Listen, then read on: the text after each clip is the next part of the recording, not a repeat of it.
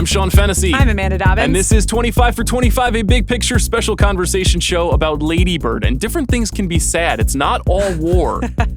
I was wondering if we should have done that where I read the Chalamet lines and you read Lady Bird's lines. There are a lot of things that she says to him that I really don't want to say to you or vice versa. So what do you mean? But I did note you filled out the shell of this outline and then I did everything else. But I thought it was funny that you picked a quote from that one Chalamet scene out of all the many quotes that you could have picked. That is actually my favorite exchange in this movie. Sure. So let's talk about Lady Bird. This is, of course, written and directed by Greta Gerwig. It is her solo feature directorial debut. She did co-direct a movie with Joe Swanberg in the 2000s, but Lady Bird is her big announcement as a big filmmaker. Of course, stars Saoirse Ronan, Laurie Metcalf, our pal Tracy Letts, Lucas Hedges, Timothy Chalamet, Beanie Feldstein, Stephen McKinley Henderson, Lois Smith, wonderful cast. This film premiered at the Telluride Film Festival in 2017 in a simpler time. Were you there? In movie history. I was not there. That was right before I started attending Telluride. I'm sorry to have missed it. And this is our coming of age pick. And I'm wondering if you think that is the primary reason why we have chosen this movie about a young woman who attends Catholic high school in Sacramento, California, and then tries to figure out where her life is going from there. Well, it's not our only coming of age pick. It's our most traditional, recognizable, hits all the notes of teenage girl in high school dealing with high school and what comes next, and parents and boys and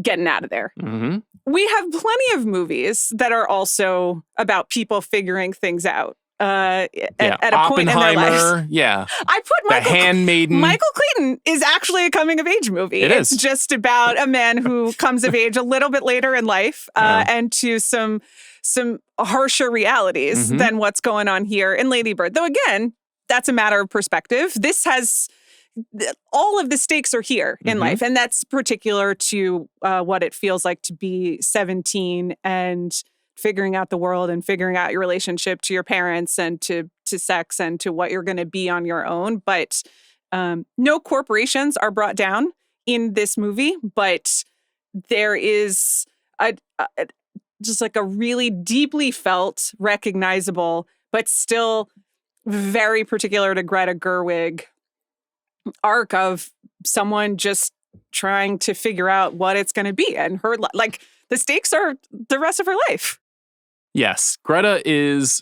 Let's spend some time talking about her because we were both living in New York when she came of age as a movie actress, and she appeared in a lot of mumblecore films in the 2000s. She's a person who, if you were at I'm trying to think of what's an appropriate bar that I probably saw her in, like the Pink Pony maybe on the Lower East Side in the 2000s. She was just there. Max Fish. But Max Fish, which is I think right next door. I don't even know if those bars are still there anymore, but she was a person who was just around that like I had mutual friends of. I never met her. I didn't know her, but she was just kind of a staple of a certain kind of like artistic young person trying to make it in New York City as opposed to in Los Angeles. And that does play in ultimately to Lady Bird.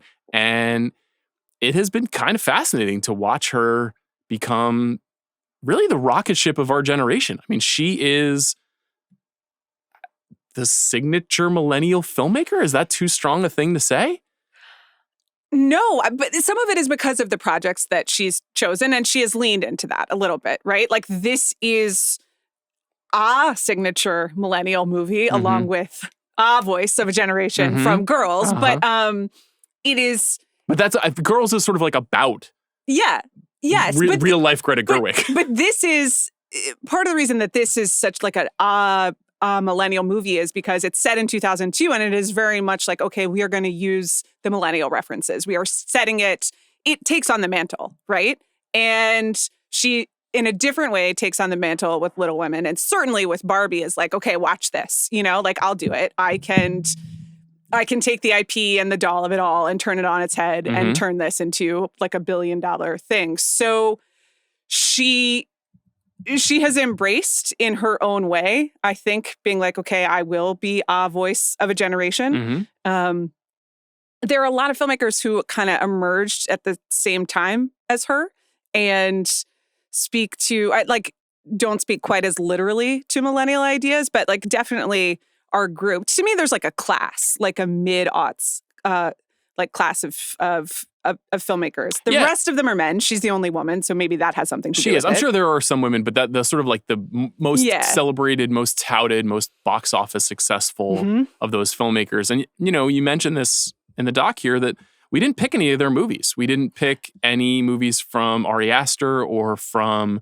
Ryan Coogler or the Safdies or who else is on that list? Damien Chazelle. There are no Chazelle movies on this list. Heartbreaking for me, of course. That was tough. That was on the bubble, and I think the selection committee will episode will discuss that. Yes. We've already talked about Barry Jenkins, Moonlight. And this is a year after Moonlight. In the Mood for Love could also stand. Like 5 different movies are standing in for Moonlight. Yes. On our list, I put Alex Garland is not on this list either. Yeah. What's that about? I would have chosen Ex Machina, a film I love. This is also, I believe, the only A24 film on our list, and I think a lot of those filmmakers that we just named there participated in the rise of A24 as the signature independent film studio. Really, is certainly in a post-Weinstein world. Yeah, and that is quite interesting because when this movie was released, it became A24's biggest hit of all time. We think of A24 and we're like, oh, Hereditary and now Civil War. Like these are the box office hits, brawny, male-driven, male filmmakers, the bro-y mentality around the fandom. But Lady Bird made $70 million. This movie was a huge hit. And one of the reasons why it was a huge hit, I think, and you feel free to check me on this, is it's a very familiar outfit, a very familiar set of clothing. Each generation gets you mean like the literal wardrobe? No, I mean the framework of the movie. Oh, sure. Yeah, sure. Yeah, like when I wore my Catholic schoolgirl uniform, it was very familiar to me. No, it's just that, there are a lot of movies over the years about teenagers or adolescents figuring out how to go into the world. It just had the modern context that if you were anywhere between the ages of 16 and 35 when this movie came out, it just felt tremendously resonant. I'm sure if you were older as well, but we were in our 30s when this movie came out. I mean, it is a millennial spin on a John Hughes movie, or at least that's like, one framework of what it is. There is a lot more going on in it, which is, I think, one of the reasons it's a great movie. But yeah, we are conditioned to teen in high school, trying to make sense of the world with pop cultural references, with this like very recognizable soundtrack, reading a book, that you recognize from your time. This is because it came out in 2017 and is about 2002, is sort of time capsule-y, which is the way that you and I experienced John Hughes movies because we are not of that generation, but those were being made at the moment for the audience that was seeing them. Yes. So, it was about being a teenager at that time in the history. And so there is a layer of both nostalgia and, kind of like memory and examination to this movie that I think makes it slightly more sophisticated. But yeah, it's still, if you Google best teen movies, like Lady Bird comes up. Yeah. I've done Jags on like the recent history movie, but I think it's a fairly unexplored concept of setting your movie somewhere between 5 and 15 years in the past, which means that it's a little easier to get over the hump from a budget perspective in terms of production design and music. And everything feels a little bit more relatable. And it bridges 2 generations to get emotionally invested. Like there are cell phones in this movie, you know what I mean? It isn't not an ancient text. But they're not texting. The cell phone is introduced at the end. You don't have to reproduce anything on screen. I do wonder in 5 years or 10 years what the recent history movies will look like. I think some of the appeal of this particular setting is that you don't have to deal with cell phones. Yeah, maybe. It's a little hard to say. The thing that's interesting to me about this from our perspective is Greta is 42. She is literally right between me, almost a year exactly between the two of us in age. And so her cultural reference points and her point of view and the things that interest her, this movie makes me feel the way that my parents must have felt watching The Big Chill. Where I'm like, this is alarmingly close to, if not the literal details of my life, then the emotional details of how it feels to go through the world. I don't know how anyone watches The Big Chill and feels anything other than like, wait, so why did Kevin Kline sleep with Mary Kay Place? Like, well, because that generationally, that was a hangover from like a group of people who thought they were going to have like a free love, loose, radical world. Okay, you know, I guess. But to me, it maps on perfectly. I'm not saying that the details of The Big Chill are specific to Lady Bird, but I think that there is something about what people thought their lives were going to be and how they turned out. Sure. And there's something about the aspirations of Lady Bird, who's this really forthright, fearless, difficult, you might say, challenging, I guess teenage girl. She expresses herself. Yes, inspired, but a bit frustrating. Yeah, the nifty thing about the Lady Bird character in the context of like, you know, teen heroes and heroines in movies is that she's not like the popular cheerleader. She is not the all-American, everything makes sense to me girl. She's a little bit of an outsider. To your point, like she doesn't always behave. She is a little provocative from time to time. And she doesn't like fit neatly into the traditional high school social structure. But she's not a loser. Like, she has friends. She has a lot of confidence. You know, she like runs for office every year and makes really weird art posters. And when she's speaking to the principal about it, she's like, it's a tradition of mine. Like, don't worry, I won't win. She is, she has like great ambitions, but like is not great at school. She's not flailing. She is just like in development as opposed to fully developed. And it's nice that she's complex, but it's also just nice that like she has a sense of her place in the world already, that she has confidence. Because so many of these characters are just like the sad girls in the corner who then like get magically like, you know, wanded into the pretty girl in the dress at the end. Yeah, she's all that. Yeah, exactly. And that's depressing. Well, one of the things that I think is most perceptive about this movie that I very much relate to is that in the typical Hollywood orthodoxy of these kinds of stories, it's very much about the cool kids and the uncool kids, the jocks and the nerds. To me, I was a person who prided himself on straddling the line as much as I could between that concept. But to me, school was always separated, and this film is clearly very separated by class. Yeah. That this is a movie about what do you have and what do you not have? And what do you see other people have and what do you want?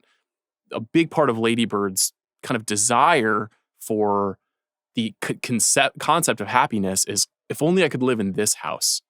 If only I could be on this side of the tracks. Right. If only I could have these things, then I would feel more whole, which is a very adolescent perspective, but is also an adult perspective too. Well, she and her mom go open house shopping on a Sunday, like in a moment of reconciliation.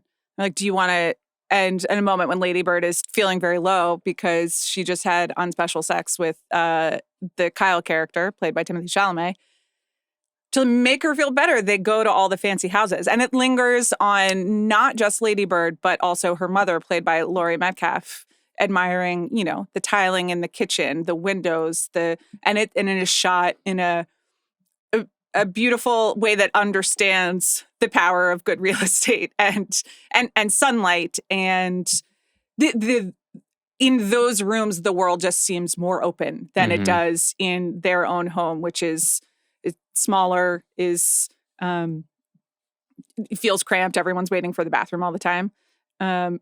Yeah, it is very, very much about class and money. Like, they are the references. There's the famous, like, I need to buy this magazine. That's something that rich people do. We're not rich people. You know, they're always shopping at the thrift store. The mom always needs an extra shift. Just like the constant work that it takes to just barely get by, which is true of so many Americans, but not something you often see in a movie like this. Yeah, because they're usually Hollywood productions, and that would get in the way. There are some exceptions to that across, you know, all the years. We talked about Say Anything recently on the 1989 draft. That's a movie that has some interest in the idea of class. Pretty in Pink. Like, it's, you know, most of the John Hughes kids live in like very, very fancy Chicago suburbs, but not all of them. Yes. But this one feels different. I think also the idea of this being an independent film, and a film, you know, Greta's roots are an independent film, that there is like a little bit more realism colliding with some of that Hollywood sensibility in a way that is very appealing. You know, we still do see Lucas Hedges' grandmother's home. We do still see the elegant side of Sacramento, recently portrayed in One Battle After Another as well. Is that actual house in Lady Bird there? Because they do the montage of that street when she's walking around. Battle? Yeah, and I was like, is that it? It might be very quick. Yeah, with the turret. Yes. Yeah. And that's the other thing too, is that Greta Gerwig is from Sacramento. This film is set in Sacramento. Yeah. A city that until recently was not seen on screen very often is, you know, even though it is the capital of our state, is often considered a kind of second city. I have been. I don't really remember why I was there, but I have been. I didn't spend a lot of time there. I've never been. I think I was in a connecting flight out of Sacramento. Okay. So I wasn't doing the Lady Bird tour. Not that it seems like there's a ton to see. But, you know, my friend Cole Kuchna, who hosts the Dissect podcast, he lives in Sacramento. He loves Sacramento. That was real emphasis on my friend. Do you know Cole? I don't even know. I'd love to know Cole, but I was just kind of like... Cole's wonderful. He's a genius. I think this is a very smart movie, not just about class, but about what it means to live in a second city as well. Because so much of what Lady Bird wants is this idea of like getting out, of getting free, of seeing what else is out there. I assume you related to that. Oh, yeah, deeply. Not that Atlanta is like a second city, but it's not New York. Isn't it? Well, I don't know. I'm not going to speak down to the Atlanta people. I know that you had a tough experience there, but that was on you and the Mets. Had nothing to do with the fine people of Atlanta. That's because you went to Truist Park. So that was a mistake. Outside the city walls. But also just the idea of like going to New York and this like fancy life of like writers and culture. And, you know, as she says in the car, I want to go somewhere where there is culture, like New York or Connecticut or New Hampshire, where writers live in the woods. Yeah. Which I literally did go to college in New Hampshire where writers live in the woods. So, you know, I get it. You didn't stay in New Hampshire though. No, I didn't. This film opens with a Joan Didion quote about Sacramento, a very knowing quote. About Sacramento, which is like a, you know, Gerwig's homage to the great Sacramento and that went before her. But also like we were all trying to be Joan Didion, you know, for 15 years there and like moving to New York and then I guess having a nervous breakdown and moving to LA and trying to write screenplays with her husband. I've done 2 out of 3. Who can relate? Yeah. So, you know, even that is like a very generational, it's like I have always felt deeply like understood and like never quite indicted by Greta Gerwig, but you know, like the Leo meme, the Leo Once Upon a Time. Yeah, I meme. think it's because her films are so warm. You know, there's just the real sense of, even though Lady Bird and her mother have this deeply fractious relationship that I know is very common among many mothers and daughters, and you can talk about that better than I can. The energy, the way that the film is shot, the way that the scenes in interiors are lit, the way that the music is used, the connection between certain people, especially I find between Lady Bird and Beanie Feldstein's character, that is a very tender portrayal. It's the titular role. Well, that part's not so tender, but you know, near the end of the film when she goes over to her apartment, that's a very special thing to portray. So her movies do have, I think, if they're indicting anyone, it's kind of the self. Yeah. It's like one's own desire to be bigger than we are. It's ironic because is anybody bigger than Greta Gerwig now? Like, can a movie be bigger than Barbie? And so it's fascinating to watch her progression as a director because she's going up and up and up. Yeah. Her next thing is Narnia. You know, I don't, where do you even go after that? I personally would love to see her scale down back a bit because she's so good at this kind of film. But tell me about Mothers and Daughters, because Laurie Metcalf is such a wonderful performance in this movie, a legendary actor. Yeah.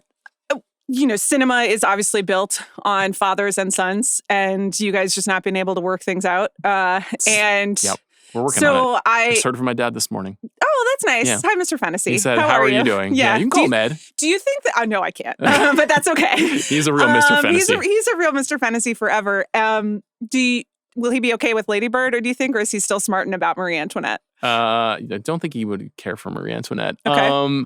I think he'd be okay with this. Okay. I'll bet Grace loves this. Grace and I haven't talked about it. Hi, Grace. But I'm sure Grace loves Lady Bird. Yes. So I've learned a lot about fathers and sons over the years. Yeah, you don't say. From watching movies, and now I'm learning about it firsthand. So far, everything's pretty good. Yeah. So it's gonna take a turn at some point. No, your husband is a wonderful father. He is. And present. So far it seems uncomplicated. Yes. But, past generations didn't really have that work out. Yep. We don't really have a lot of mother-daughter movies. And there are some mom movies, but even those are mostly made by a male director and about mother-son, which, listen, I'm living that. I appreciate it. Yeah.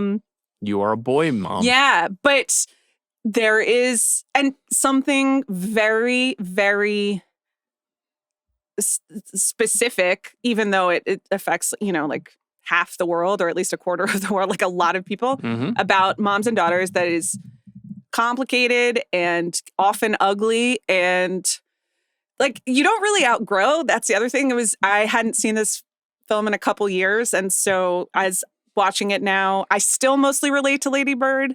I'm watching the Laurie Metcalf character and I'm a little bit what are you doing? And I'm kind of watching as a mother, but also I don't know if I'll ever let go of being maybe I will always be a daughter of a mother when watching this sort of dynamic because it lives on and you can't really escape it. The mom figure looms so large in our understanding. No, I mean, of course I relate to that because of all the dad-son movies that have come over the years. I think that character is really interesting because Laurie Metcalf, I think to most people is Roseanne's sister, on Roseanne and the Connors. And, I think to people who pay a little bit closer attention, she's a legendary stage actress and with deep roots in Chicago and Steppenwolf.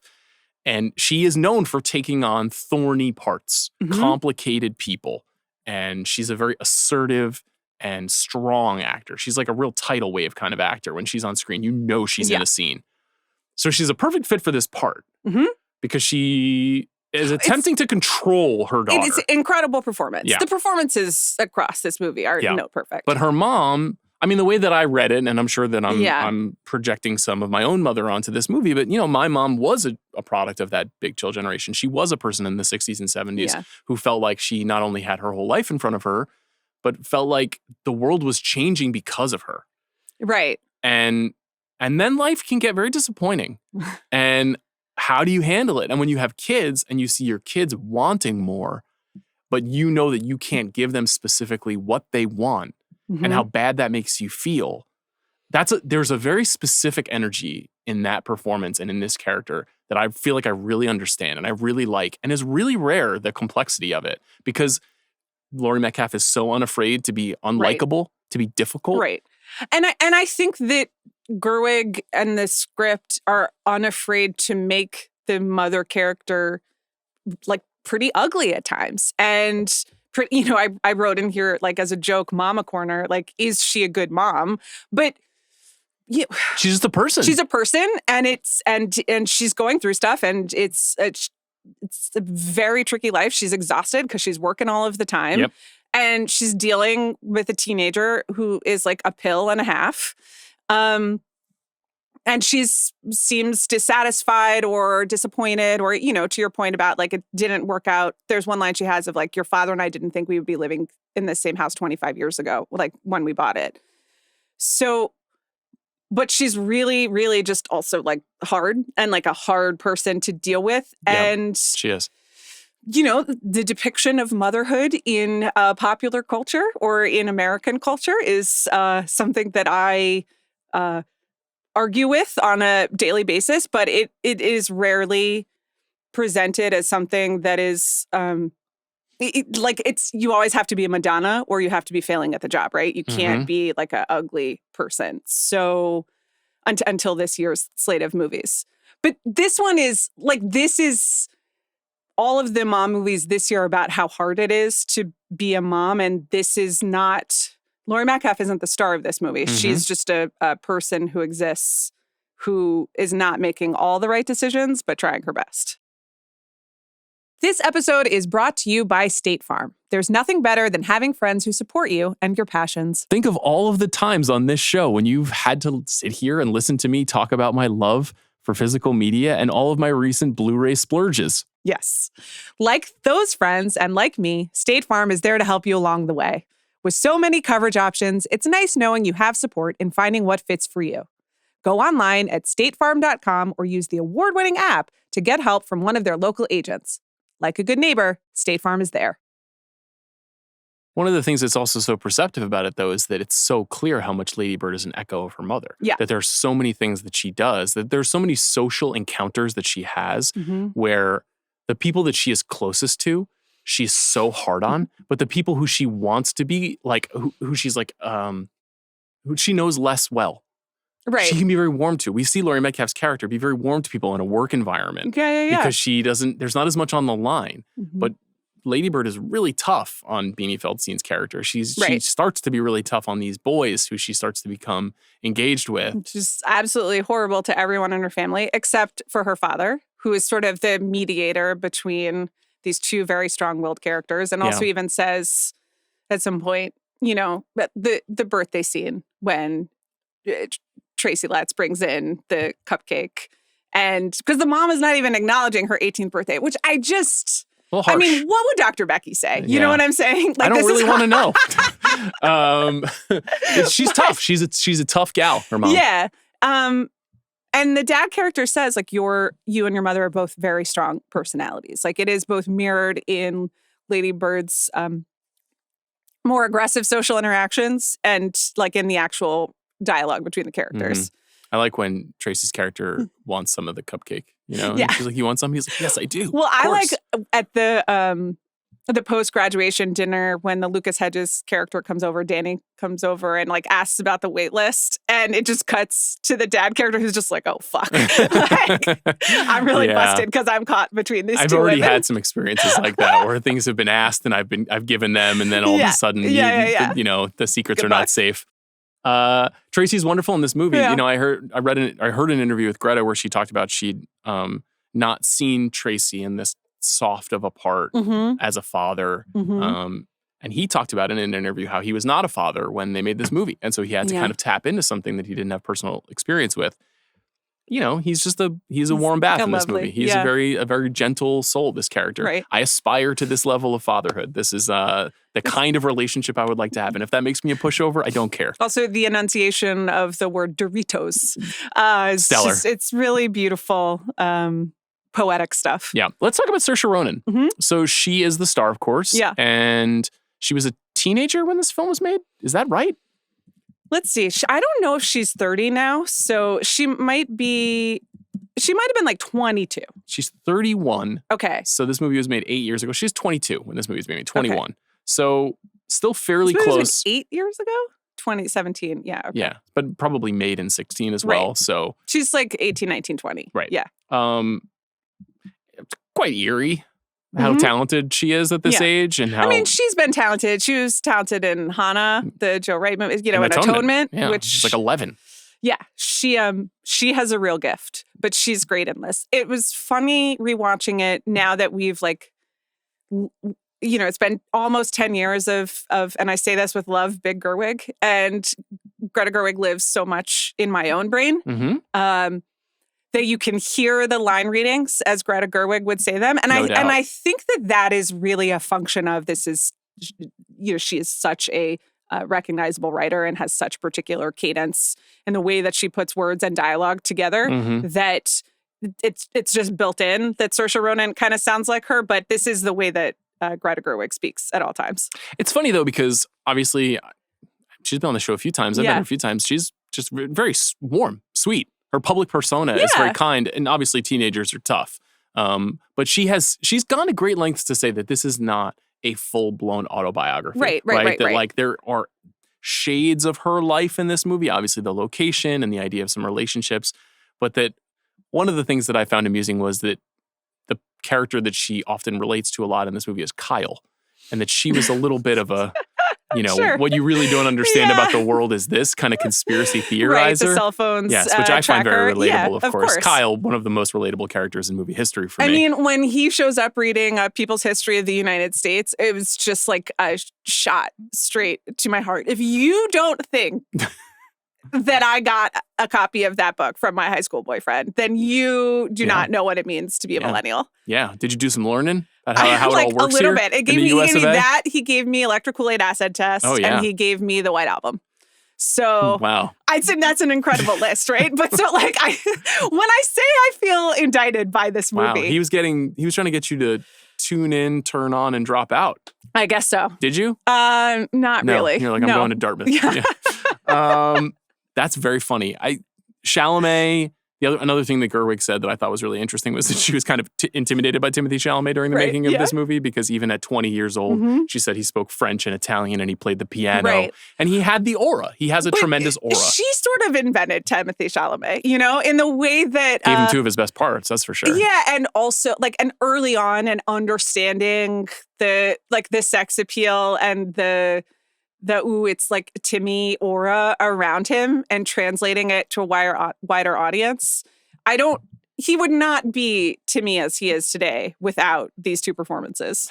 I fully agree with you. I do think that that's a big thing with directors is knowing how actors will succeed. And this movie is perfectly cast like all around the board. You can see she also has a real admiration for character actors like Stephen McKinley Henderson, Lois Smith, people who've had long careers who just dot perfectly into the lives. Now, you went to private school, but you didn't go to Catholic school? Was your Catholic school? No, it was not. It was sort of non-denominational Christian. Okay. I really don't want to get into it. No uniforms and I was going to ask that. No clerical figures as teachers. I see. But in your private life, many clerical figures. I also did not go to Catholic school or private school, so that is one thing, my dad did, and there was a bit of a dispute in my youth about whether or not I would or should go, and whether or not you get a better education at a Catholic school. And I suspect that that's also kind of underpinning even this family dynamic where you've got this middle class or lower middle class family. Miguel saw somebody get knifed. Exactly. He was barely stabbed or whatever, so it's really funny. All that stuff is also very perceptive. Yeah. All the decision making, everything is very specific. I was talking with Van on Bill's show recently, and he noted the first album complex for rappers, where that first album where your whole life goes into it, and it often is your best work, Nas, Illmatic, that sort of thing. This is kind of the Illmatic of millennial first time directorial debuts, where it's like there's so much personhood, so much experience that is in this movie. I'm really kind of blown away by all the little details. Yeah, it's a statement of intent for sure. Though I don't know if we would have recognized that completely at the time because so many Greta Gerwig themes, money, class, young women trying to figure out their world in regards to money and class. Independence, and independence. How to make art, the anxiety of making art, the power of Timothy Chalamet. There are real themes, even through Barbie. So I think when it debuted, it just felt like fully realized, okay, this person has total command of the world that she wants to create, how to write a script, what performances, but I don't think that we understand that it was opening a whole portal to Gerwig land. And both Little Women and Barbie so far have been very consistent in her project. I don't know how she's going to make Chronicles of Narnia do that, but I never count her out. I did ask her when she was on for Barbie about how all of her work is about these transitional adolescent phases. How everything is about this idea. Literally the door and the thing. Yeah. Yeah. Obviously this movie is about going from one phase to the next as a teenager.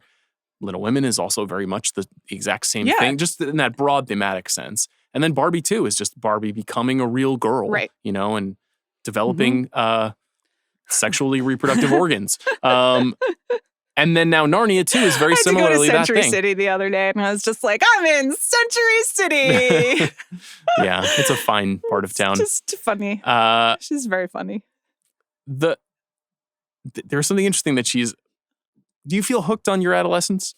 You think about it often? No, I try not to at all, which is what's so interesting. I don't like to feel awkward or embarrassed or uncertain. And that was a period of not knowing anything, right? And I don't like change very much. And I don't think I was as confident as Lady Bird is or that I am now, hopefully. So love to put confident and hopefully in the same sentence. Question mark? I don't know. I was feeling good there. The time change. I have seasonal affective disorder. I've just been really knocked off. It's been very dark lately here in Los Angeles. But very early. So I try not to think about it. I don't run towards the cringe, which is a thing that I think that's a social media thing. I think millennials do that. And I think Greta Gerwig has a way of, she runs toward the cringe. I mean, certainly that's all Mumblecore was about. But to your point, finds the warmth and the empathy for it. I kind of still just judge myself, so I prefer not to think about it.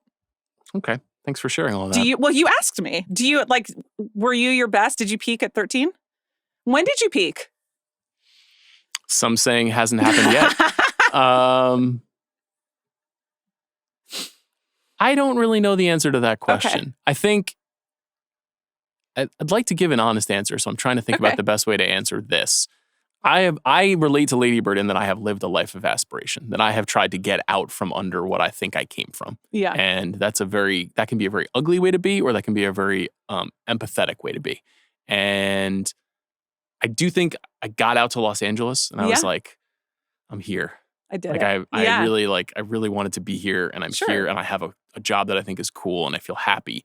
But that all started when I was around her age. In fact, we did an episode about the movie Friendship and also Lilo and Stitch earlier this year. As usual, a very normal episode of this show. And on that episode, that's funny. I talked about my friend Sarah. And my friend Sarah, who was like with me when I was that age, and I hadn't talked to her in a little while, and she reached out to me. And she was just like, I remember you at this time talking about these things. I mean, we probably had similar conversations. At this time, would that be like in the garage and Friendship era of your life, or Lilo and Stitch era of your life? In between, like Lady Bird era, like 15 in the cafeteria talking about what we want to be or who we want to be. Oh, okay. So that aspect of this, that desire, I don't know about to be seen, but to be away and to be doing something exciting. Yeah. That is just I think a deeply relatable idea that's inside of this movie. The best photograph of me ever taken was the photo ID for college, my first, where I left I got checked in and then I had to go, and because you were so happy. You've never seen someone happier. Yeah. I wish I still had it. So I guess in that sense, did I peak? In that moment, because I was like, I'm gone. I can be on myself. It's so interesting that a movie that is about home is so identifiable as a movie about escape. That's a very nicely threaded needle there. She can't make the phone call back at the end if she doesn't get out, It's true. There has to be a change in order for them to, and some distance really, for them to be able to make peace with each other, which is it's a beautiful ending to this movie, but also a little sad. It's pretty sad that Laurie Metcalf, the Laurie Metcalf character, the mom, doesn't actually finish or give her any of the letters. She can't get there. And they have a nice family dynamic where there's a dad in the middle who knows to be able to bridge the connection, but she never really expresses what she wants to say. And Lady Bird takes back her name and calls her parents, but she does it, it's a voicemail. It's not even talking to her mom. It's from New York to Sacramento. She's just, been at the hospital for being drunk, which I really relate to the nurse on that one. What do you want me to do? She's drunk. That's a real amateur first year party. Why are we calling the ambulance? Yeah. I would argue. I was also how much did that cost? What are we doing? Wow. Don't you worry about that? Hillary Clinton's number one enemy has emerged. No. I'm just kind of this happens all the time at college parties. What do you mean? You were calling the ambulance? I mean, I wasn't calling the ambulance. When people were barfing? It's called Boot and Rally. Jesus Christ. That is true. It is called that. I did famously split my head open. Well, that you gotta go. But then I didn't go. And then I went to urgent care on campus the next morning, and I had to get 25 stitches in my forehead. Okay. And that was where? I can't see it. I know it's almost entirely gone. Oh, good job. But for years, I had a huge scar here, and it has slowly gone away. And going to sleep that night was not the best idea. No. So I'm glad that Lady Bird got her ass into an ambulance and got out of there. I think someone could have just taken there. Who was she with? David? What was that guy's name at the end? I don't know. But he seems pretty boring. Well, he's just a classic guy you meet in college. The freshman year. I was that guy once. I'm worried about the cost of the ambulance. You know what I mean? Sure. I just like, things are tight. She's on a freshman salary. Pocket? I don't know. That's what I'm stressed about. Okay. Well, the movie's over, so don't worry about it. I do love how the movie ends, as you described in great detail, that there's no phony baloney Hollywood bullshit. No. It's not like a tearful call between her and her mom, or her mom shows up on her dorm room doorstep and says, "I've always loved you and I'm so proud of you." There's none of that shit, because that's not how things are. Yeah. The fact that this movie was such an amazing success and was so honored despite not giving you that is a wonderful testimony, I think, to where what I'll describe as a good movie era really settles into place. Yeah. This is a nice time in movie history. We didn't quite know specifically how good we had it. There's something a little bittersweet about this being the year that we launched this show. That like 17, 18, 19, that was a very good time in movies. And it feels like it's kind of slipping through our fingers a little bit. Yeah. And well, I mean, 17 in particular, we named a lot of people who aren't on our list. That was also the year of Get Out, which is Jordan Peele's debut. And that's another person. That was the year of Phantom Thread. Mm-hmm. That was the year of Call Me By Your Name. Speaking of Timothée Chalamet. So like this was sort of the Timothée Chalamet moment. That was the year of Dunkirk. That it was a really loaded year, but it also felt like for a lot of filmmakers the beginning of something. I agree. It was also the year that Moonlight won Best Picture. Because it won that February, and it was the La La Land Moonlight Best. Everything in the movie world just felt very exciting. Mm-hmm. It was smaller but exciting. Like all of those movies you just described were not $500 million movies. They were all smaller films, but they were very special films and they're very memorable films. I think that's also the bigger films. That was The Last Jedi year, right? Which in terms of even in franchise worlds, it was a director very, close to this generation, and Rian Johnson doing something like very cool with big budget entertainment. And then it definitely like worked out very well. Everyone's response to that was very normal. The Last Jedi? Yeah. Is there some controversy around People did good. And then what they did with the franchise was also really strong. Yeah, and so many good movies since then.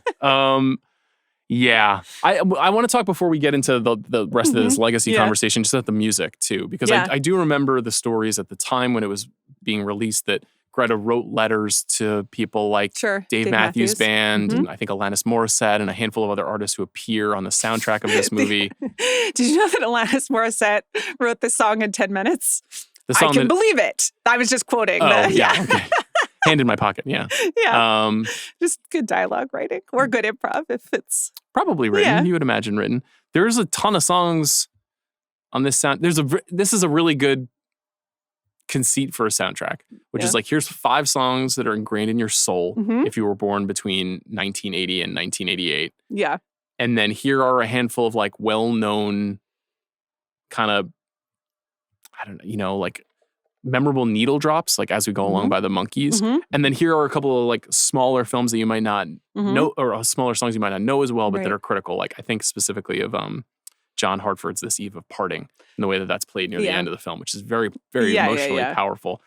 Just like this is an indicator of taste, right? And then also the work of Stephen Sondheim, which is absolutely so funny. Every single moment of it. And also that it plays such a big role in a coming of age movie. It's one of those things where it's hilarious and smart, and it's a familiar formula like turned 20 degrees or maybe like 60 degrees off its axis. And some of it is like in-joke stuff where Lady Bird in her audition sings Everybody Says Don't from Anyone Can Whistle, which is like a much less known Sondheim. I think the song is usually performed by Harry Guardino. Like it's a man's song. It's not a woman's song. It's just one of those things where like, that's a deep cut. Like she's really in the streets with Sondheim references in this movie. It's not the most obvious thing you would expect. I also really appreciate. Why is a high school doing Merrily We Roll Along? Just because it's funny. But it's also that beautiful thing with the teacher, Stephen McKinley Henderson character, who's like, they didn't get it at the end of the performance. Like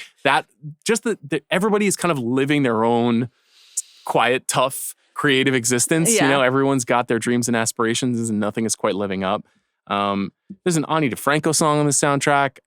How much goddamn Ani DeFranco was the women's soccer team in my high school playing every day. And then For the Rest of Your Life with Eileen. Yes, and now my wife, that's one of her favorite singers. Bone Thugs, The Crossroads playing at the school dance. Really funny. It's like one of those like A+ moments, you know, probably not unlike Mo Bamba playing during one battle this year.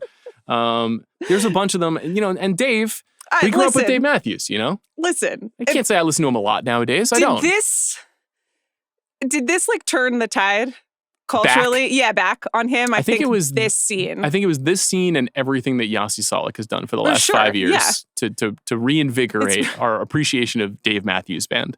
Right. But it was something that we were all ashamed of. I mean, listen, all of those albums went so hard for me from 4th grade maybe to like 10th, 11th grade. And then the Electric Kool-Aid Acid Test White Album Boyfriend was like, no. We're not doing that anymore. Yeah. And this Lady Bird reclaims it. Let's talk about it very quickly. So there's 4 albums amidst our adolescence. Sure. The first album's Under the Table and Dreaming, which is just a smash sensation. 6 million albums sold. That's the one that features, what would you say was the first big single? Ants Marching? And Ants Marching. Sure. And Satellite. Yeah. Those are the big singles off of that album. Now, being a little older than you, this album hit like crack in middle school. Every single person I knew was like, it's very important that we have this album. I'm talking about across race, gender. People fucking love Dave Matthews. I don't even really know why. But this is one of the ones that made it to me. Like even 2 years later. Old. Yeah. What's the Story in Morning Glory and Under the Table and Dreaming. I had and Jagged Little Pill. But it was like I am 10 and Sheryl Crow was strong Tuesday enough. Night Music Club. Tuesday. But I had those. I knew every song. I knew all the words. Great albums. Yeah. 2 years later, Crash comes out. Yeah. America in a Chokehold. You can't. It's like 10 million albums sold. You'll never understand if you weren't there. You know, Jack, you will never understand. They did a similar thing. I think where maybe Too Much and So Much to Say were the 2 first singles. Yeah. Which was kind of a weird choice because this album features the song Crash, which is critical to this film and the delineation between Lady Bird and Kyle and kind of, you know, what do you think? What kind of music do you think Kyle was into? Do we know? They don't give him any. What's in his room? I can't remember the posters. It's a good question. I'm sure someone will shout it out to us. Anyway, these are just very important details that the film gets right. And I'd like to thank the film for getting those details right. I really spent a lot of time with Live at Luther College. Do you remember that album? Of course. Oh, yeah. Huge Was stuff. it Tim Reynolds? Was he the... Yes. He was the guitarist who would tour with him. And I saw Tim Reynolds solo. Oh, wow. At the Pines in Ithaca. Okay. In 2000? Yeah. It was a cool performance. Okay, this movie's legacy. So 5 Academy Award nominations, 0 wins.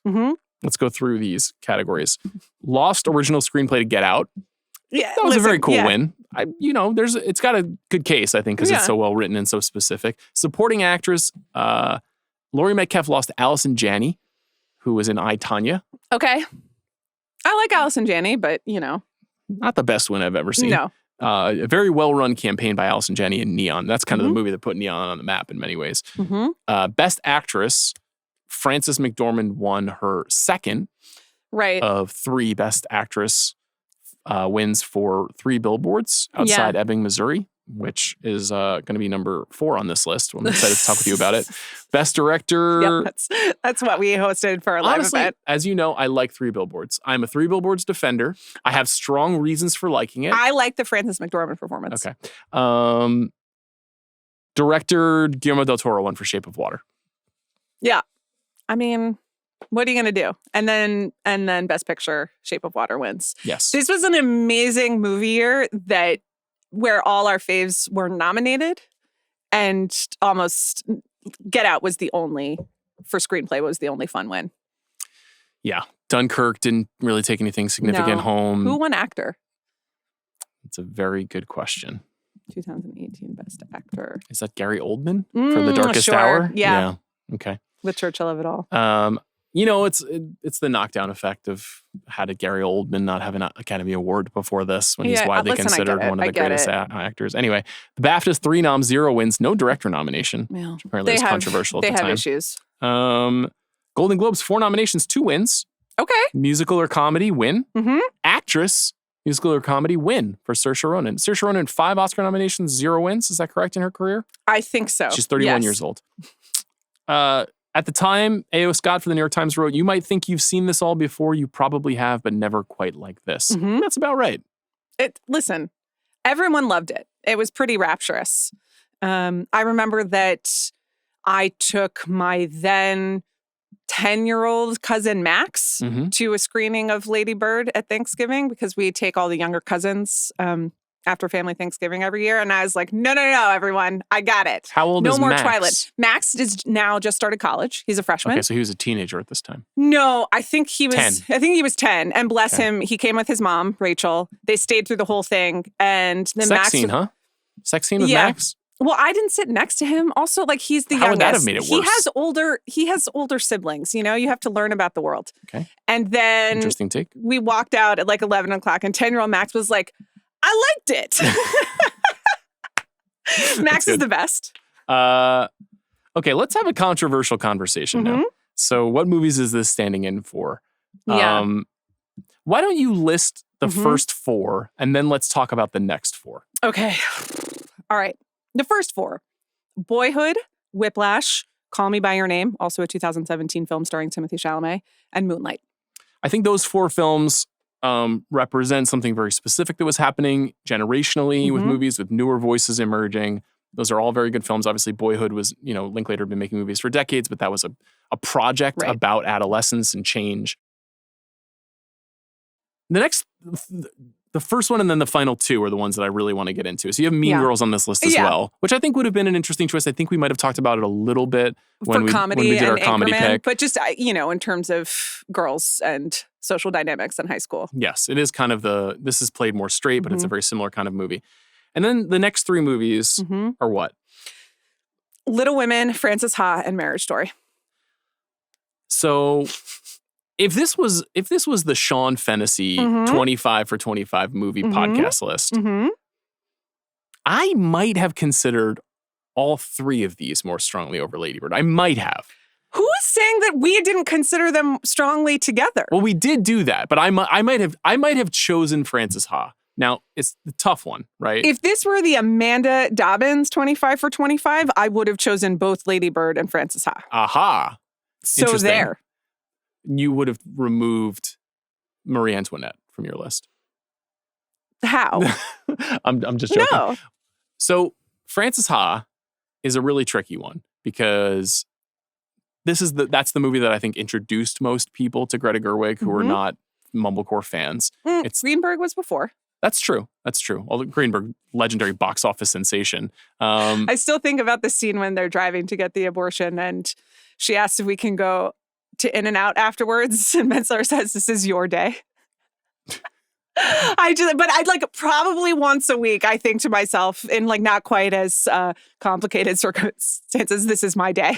I mean, that scene is a good thing to point out because I think very few filmmakers have ever understood Greta Gerwig's appeal better than Noah Baumbach. Of course, they went on to get married and have a family together, but in Greenberg, I was like, I know that girl. Yeah. I know that girl really well. Yeah. And I really knew the girl in Frances Ha.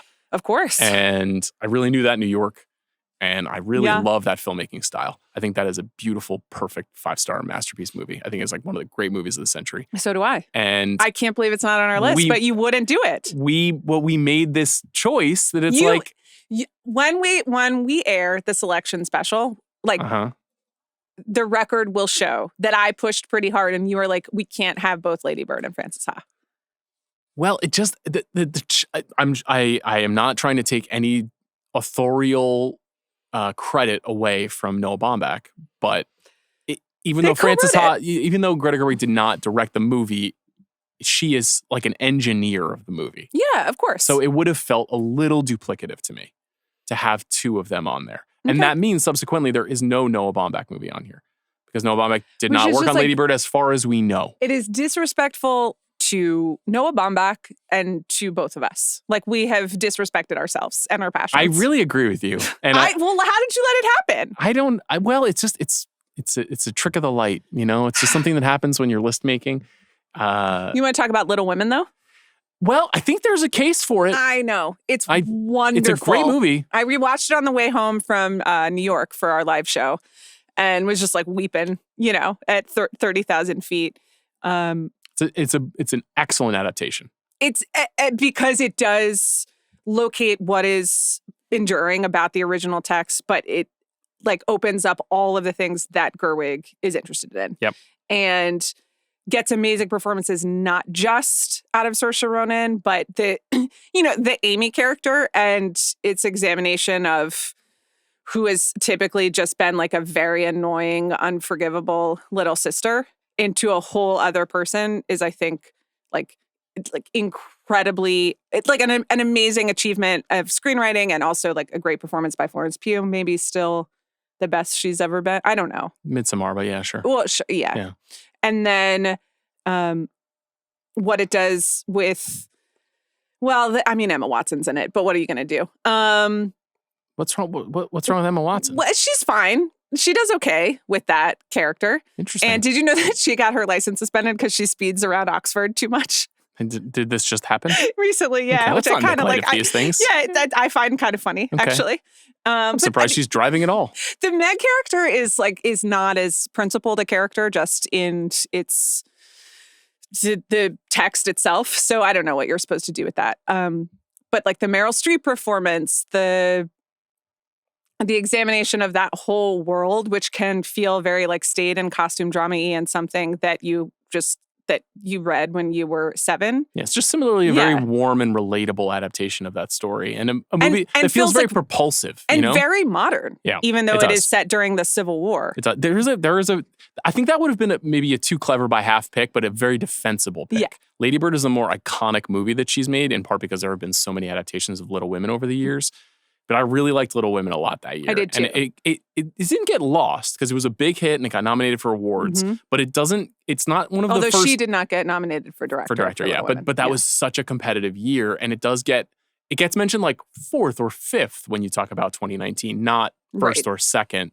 And that might be contributing to how we think about it. 2019 was also, it's Parasite, Once Upon a Time in Hollywood. What else am I forgetting?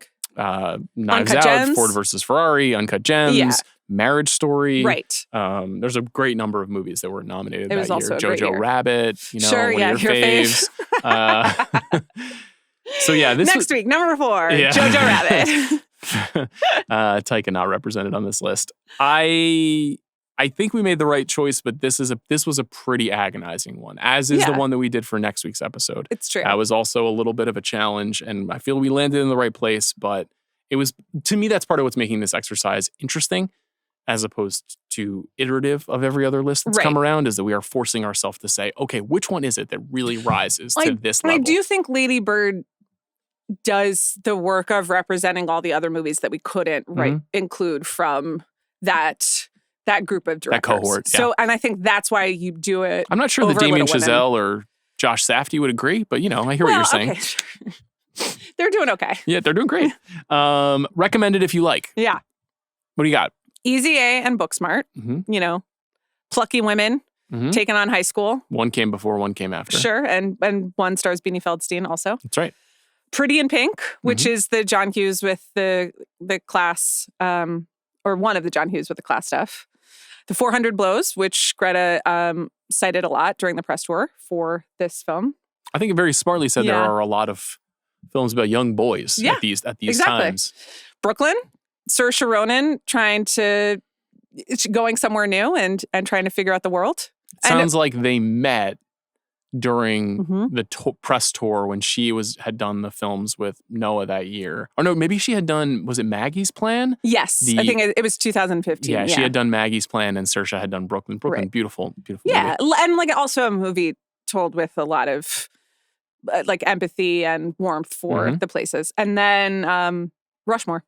Yeah. Yeah. That's my Lady Bird. I know.